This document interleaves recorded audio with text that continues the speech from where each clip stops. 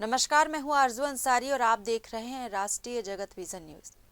बिहार चुनाव के शुरुआती रुझानों में एनडीए को बढ़त मिलने पर उप मुख्यमंत्री विजय शर्मा ने प्रतिक्रिया देते हुए कहा कि उन्हें पहले से ही 150 से अधिक सीटों की संभावना दिख रही थी। उन्होंने दावा किया कि चुनाव प्रचार के दौरान जनता का रुझान स्पष्ट था और बिहार की जनता ने जंगल राज को छोड़कर विकास के पक्ष में वोट किया है।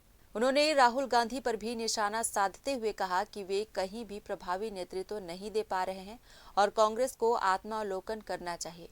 वहीं बिहार चुनाव में कांग्रेस नेता भूपेश बघेल को सीनियर ऑब्जर्वर बनाए जाने पर विजय शर्मा ने कहा कि भूपेश बघेल को अपने बोलने के अंदाज में सुधार लाना चाहिए। उन्होंने टिप्पणी की कि हर जगह लाठी लेकर सबको भैंस समझने से कोई प्रभावशाली नेता नहीं बनता।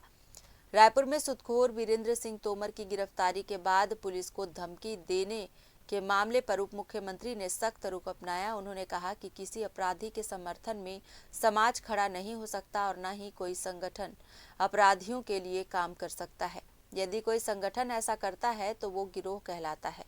उन्होंने चेतावनी दी कि पुलिस को धमकी देने की कोशिश भी नहीं की जानी चाहिए। ऐसे जघन्य मामलों में कानून अपना काम करेगा और सख्त कार्रवाई होगी। अब ये ईडी ने किया है, ईडी बताएगी भाई कि क्या अटैच किया है, क्यों अटैच किया है, वो मैं क्या कह सकता हूँ। लेकिन मैं इतना ज़रूर समझ सकता हूँ कि ऐसी राष्ट्रीय स्तर की बड़ी संस्था है, ये किसी की पुश्तैनी 1 इंच भी ज़मीन अटैच नहीं कर सकती, 1 इंच भी नहीं कर सकती। बाकी की बात तो आप छोड़ दें। लेकिन जो कुछ भी हुआ होगा उसको ईडी और इनका परिवार, भूपेश बघेल जी का परिवार, ये लोग अपना बताएंगे। अगर ईडी ने किया है तो ईडी ने तो अपने वेबसाइट पर जारी किया होगा कि भाई क्या क्या अटैच हुआ, उसमें से क्लेम कर सकते हैं, बता सकते हैं इंडिविजुअल को कि ये गड़बड़ हुआ है, बता सकते हैं। अगर ऐसा बताएंगे तो सुना जाए और नहीं तो फिर तो राजनीति आने की संभावना थी ही, आकलन था ही।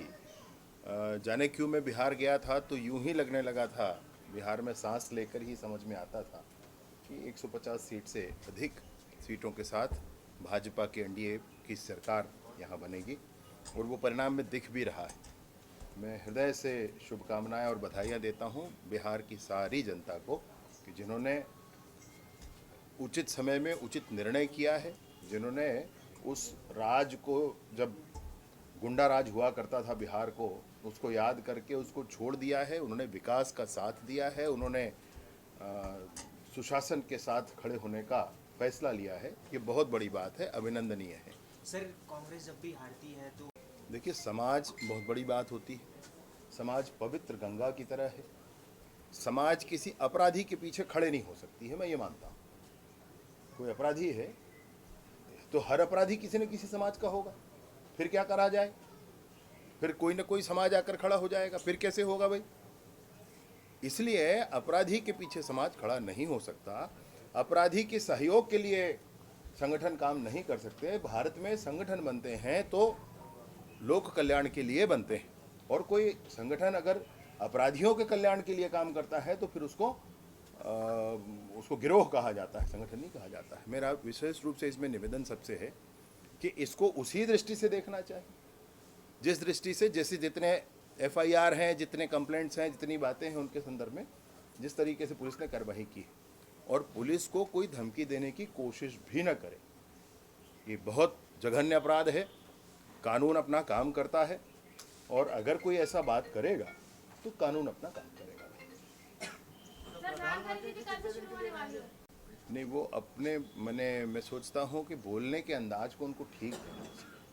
अगर वो प्रभावकारी उनको बनना है, बड़े नेता है भाई, मैं उनको क्या सलाह दूंगा, लेकिन मैं जो महसूस कर रहा हूँ वो कह रहा हूँ। बोलने के हिसाब को ठीक करना चाहिए। ऐसे आप लाठी रखें और सबको भैंस समझें, ऐसे नहीं होता है। तो अब बिहार में नहीं होता है, बाकी जगहों पर आप क्या कहेंगे। तो टोन सही करना चाहिए। उनको समझना चाहिए कि कांग्रेस के नेतृत्व में एक तो केंद्र में ताकत नहीं है, उसके लिए स्पष्टता मन में होनी चाहिए, और दूसरा स्वयं का भी आकलन करना चाहिए, छत्तीसगढ़ में जनता ने क्या किया और बाहर क्या किया है। फिलहाल इस खबर में बस इतना ही। देश प्रदेश की खबरों से अपडेटेड रहने के लिए हमारे चैनल को सब्सक्राइब करें और नए खबरों के नोटिफिकेशन के लिए बेल आइकॉन जरूर दबाएं। नमस्कार।